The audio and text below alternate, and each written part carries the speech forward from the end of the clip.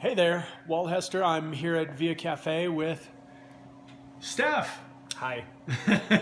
And we're going to talk real quick about the cafe and about the shop. And come on down this weekend. This is like his, soft opening? Is this what we're calling it? This is the grand soft opening. Okay. Yes. So what got you into cycling? Oh, what got me into cycling? Running got me into cycling. So I ran through high school and most of college, and then I kind of continued on after that, and I got hurt enough that myself and doctors decided that it wasn't a good idea for me to continue running. I really, really love racing, and because of that, I just kind of, I'd been cycling recreationally, but I never for more than just a few miles at a time. And then the joke between my cousin and I was like, I think we watched a couple of crit races or something, and we thought it looked so fun that we just had to start bike racing. And it was a rude awakening because we were like, it was a lot different than I thought it would be. But over time, like I fell in love with it, and I think that my only real regret is that I didn't start earlier, and I wasted so much time running. What was there like a aha moment that got you into this? I mean, was there a moment where it all clicked and you thought, "Oh, I love this"? Yeah, I mean, so outside of racing, I mean, cycling is just a really great way. I mean, I make this joke. It's like, how many runners have you ever seen laughing and smiling while they're running? Not too many, but you can be on a bicycle and not be suffering all the time. And I think the aha moment for me was just like, we could go out for a ride, and varying levels of fitness and people can just all go on the same ride and enjoy that. And I think that was to me the moment where I kind of fell in love with cycling, because you can be with all sorts of, I could go out with my wife, I could go out with some friends, and it doesn't even matter, and we can all have a good time and smile and laugh and all that. So. Great. Yeah. So where'd you grow up? Illinois. So all over Illinois. So that's Illinois chiming in. Yeah, that's Illinois. Hi, Illinois. So I grew up in Illinois, Addison and Wooddale area, which is a Chicago suburb about 20 miles out from the city. That's where I fell off my first bike. It was kind of an unconstructed area, so there were a bunch of like hills and man-made dirt piles, and I thought I was so awesome that I would go try to jump off stuff, and I lost a lot of blood and skin. but that's probably my first. I think that's probably my first memories of cycling was probably some crappy mountain bike and jumping off things and falling a lot, which actually isn't that different than right now. I fall a lot. So it's kind of inherent. Yeah. So you got this beautiful place here now. Yeah. With lots of cool paraphernalia in the background, and the coffee shop side of it over here. Yeah. What you opened this up? When did you move? When did you move to Estes Park? We moved when our son turned 1 and he just turned 2. So a little over a year ago is when we officially moved. My in-laws live and have lived in Estes Park for a while, and we've been visiting for a while and talking about moving for a while. But it never seemed like a good time to move. And then, so I worked software and development job for a very, very long time. And I was laid off, and we thought, what worse / better time to move than when you get laid off? So our son turned 1, and the day after we moved. So we had his birthday party, and then we moved the next day. So, well, what inspired you to take the big leap and open a shop? Yeah. So after 15 years of doing anything, I think it's natural for you to start thinking, like, is this really what I want to do forever? And we had this idea for a really long time. Unfortunately, this idea didn't make much sense in Chicagoland. There's one place in Chicago that does It's a little more commutery, but same idea. Coffee and bikes, and this idea exists all across the nation in various forms.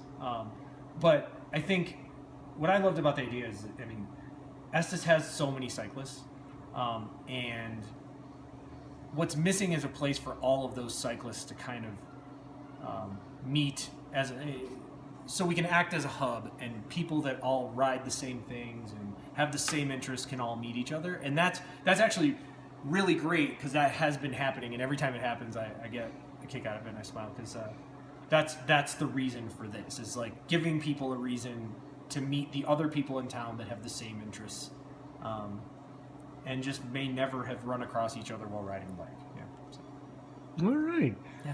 So, okay, you've got a lot of local stuff here, including the coffee. Yeah. Tell me about the coffee a little bit. Oh, the coffee's excellent. So Josh Kramer, Flat Top Coffee. I originally had Josh's coffee and didn't know that Josh was in town. I then contacted Josh and said, through his website, and I said, hey, I love what you're doing. I love how, your branding is. I love everything about you and the coffee. What would you think about, us carrying your coffee exclusively at our shop, serving it in various forms? And he seemed pretty enthusiastic about it. And then I visited his house and I saw what he was doing and how nerdy he was about it. And I love that, because he's so, so my wife will say that I'm OCD, and I absolutely am. But I love that Josh is just as meticulous about his coffee as I am about this entire business, right? And so Josh logs every single roast profile. He can tell you every roast he's ever roasted, he's got a log of that roast, right? And wow. I love that. I love that level of detail that he pays attention to. So that's great. Like, that I can rest assured that the important half of coffee is taken care of. The other half is just, which I like to call the easy part, which is brewing it, right? But if you start with an excellent coffee, like, my job's easy. He makes my job easy. So. What is your favorite drink? Oh, my favorite drink, cortado. And explain that. It's a miniature cappuccino. Okay. It's the perfect. I think it's perfect amount of coffee. Okay. Do you have specifics that you could explain to someone who doesn't know? Yeah. So a cortado is essentially it can be made with a ristretto, but it's a double shot with in a 4-ounce glass with a third milk and a third foam. So it's a tiny little cappuccino. Okay. Yeah. Wonderful. Okay, let's get back over to the road side or bike side over there. Yeah. You have a lot of interesting stuff over there. You've got the what is that? 10-speed Hero. 10-speed Hero. And handlebar mustache. Mm-hmm. Tell us a little bit about those. Sure. 10-speed Hero. Luke Batten in Chicago is the mastermind behind 10-speed Hero.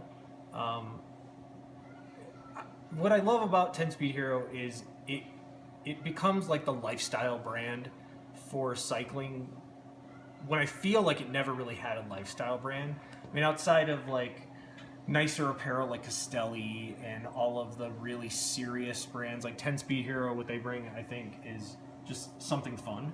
So all of their clothing is really bright, and Luke takes chances on how he, when he releases stuff, and I just love the way it looks, right? Handlebar mustache, same. Boulder, printed. Him and his wife started that business. They just have really bright, great designs in terms of socks and jerseys and caps and all that stuff. And I like getting behind people that are doing something a little bit different. So that's why I really like those guys. Great. So let's get down to specifics so people have an idea of what they're going to see when they wander in. What bikes do you offer? We offer, start from the high end to the low end, Parley, which is semi and full custom bikes, Colnago. Yay. Excellent bikes, Italian. So one of the few brands that still actually make their bikes in Italy, some of their bikes. Scott, which has an excellent lineup all around. Cannondale as well, and Salsa, which I think is just doing some really unique stuff that nobody else is doing. They're still doing titanium. They're still doing some really neat things with fat bikes, full suspension, and their aesthetic is great. Like, I love what they're doing with their paint and all that stuff. And then we can also order Surly and GT and a handful of other obscure brands that are also great.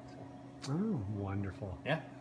So what is okay? We're in the winter season. Obviously, we had a little snow this week. We're expecting more snow next week. For the average road rider, what one piece of equipment would you suggest they pick up? Jacket. Yeah, I think. Yeah, that's a tough choice. I think my gut feeling is a jacket. I mean, I think it's probably one, especially where we live. It's one of the most important pieces. It's so windy here in the wintertime and into the early spring that, getting a decent jacket and then gloves, depending on, that might be my close second, but really it's a jacket. I mean, you can dress up or dress down. But I think that's the most important piece of clothing. Yeah. All right. Yeah. Wonderful. Well, let's do a quick sweep here. He's got the bikes over there. And it's a work in progress, I think. It's very much a work in progress. Things will change and evolve. You've probably seen my photos of the goodies, all kinds of goodies. Sorry you won't get the Nutella banana bread. I ate the last one. You did. So yeah, we've got all sorts of stuff. We've got donuts from the Donut House. Probably over the summer they'll be 7 days a week, but right now we're doing Friday, Saturday, and Sunday. Gluten-free stuff from Becca's Gourmet Goods, which also some vegan options as well, packaged and not. And so we'll be adding things when we're comfortable knowing that we can add them and they're worth buying. So yeah, over time things will change and we'll be adding stuff to the menu. And we'll be adding specialty drinks as well. So we've got a pretty basic coffee menu right now. But basic is not bad. Basic is kind of traditional and very sized properly per drink. We'll also be adding some specialty drinks as well. So they won't be pumpkin spice lattes, but it may be better than a pumpkin spice latte. So things like that, and so we'll have a regular rotating specialty drink menu. So that will kind of change as we think stuff up. Great. Yeah. All right. Well, let me turn it like this so You're in the shot too. so I can see myself in the shot. I can't actually see what's going on because this is on my phone. We're hoping to have the bicycle team in on Sunday. Come on in, get some goodies, meet Stef. You might meet his lovely wife and possibly even their son and maybe another son because she's very pregnant and we're due any day now. But come on in, support the locals because Stef is supporting the locals. Why not? Yeah. And we hope to talk to him more about maintenance stuff on bikes. Cool. And how to make pull a good shot of espresso. Awesome. So thanks for your time, and we'll see you again soon. Toodles.